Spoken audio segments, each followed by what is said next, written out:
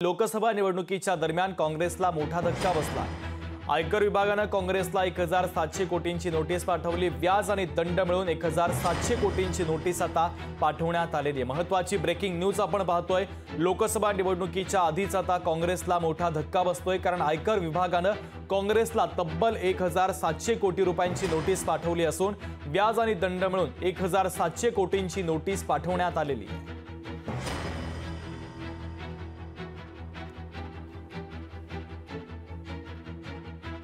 महत्त्वाच्या बातमी संदर्भातली अपडेट आपण पाहतोय। लोकसभा निवडणुकीच्या दरम्यान आता काँग्रेसला मोठा धक्का बसलाय।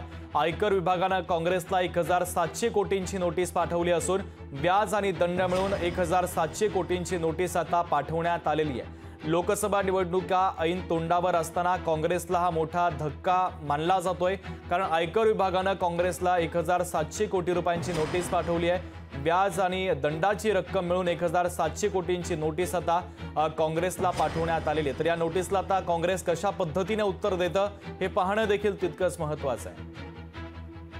काँग्रेस प्रवक्ते सचिन सावंत आपल्याशी जोडले जात आहेत, त्यांची प्रतिक्रिया आपण घेऊयात। सचिनजी, स्वागत आहे तुमचं।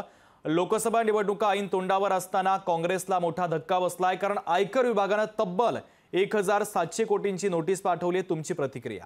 हा धक्का काही काँग्रेस पक्षालाच नाही, हा देशाला धक्का आहे। या देशाच्या लोकशाहीला किती मोठ्या प्रमाणामध्ये संकट आहे, संकटात लोकशाही आहे हे यातनं दिसतंय। विरोधी पक्षाला इतकं हतबल करून टाकावं आणि या देशामध्ये आता लेवल प्लेइंग फील्ड राहिलेलं नाही। म्हणजे लोकशाहीमध्ये विरोधक आणि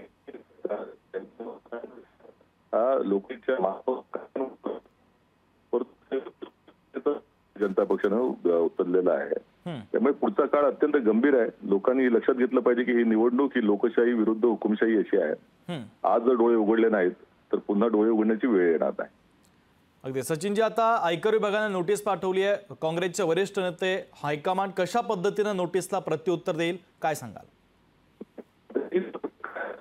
पक्षाकडनं आयकर विभागाची, त्यामुळे ज्या पद्धतीनं आता या देशामधल्या मुख्यमंत्र्यांना अटक केली जाते आणि तीही निवडणुकीच्या एकंदर तोंडावरच, म्हणजे त्यांनी प्रचार देखील करू नये, त्यांचं संपूर्ण देशामध्ये दहशतीचं वातावरण निर्माण व्हावं, कार्यकर्त्यांमध्ये व्हावं, ही त्याच्या मागची मानसिकता आहे।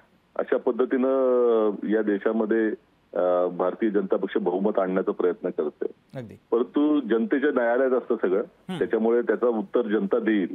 आणि या न्यायालयाच्या पार्श्वभूमीवरती जी काही आमचे अधिकार आहेत, ज्या पद्धतीने आम्ही त्या ठिकाणी न्याय मागू शकतो त्या पद्धतीने आम्ही मागत आहोत। अगदी सचिनजी, महत्त्वाची प्रतिक्रिया तुमची पोहोचलेली आहे। लोकशाही सोबत तुम्ही संवाद साधला त्याबद्दल धन्यवाद।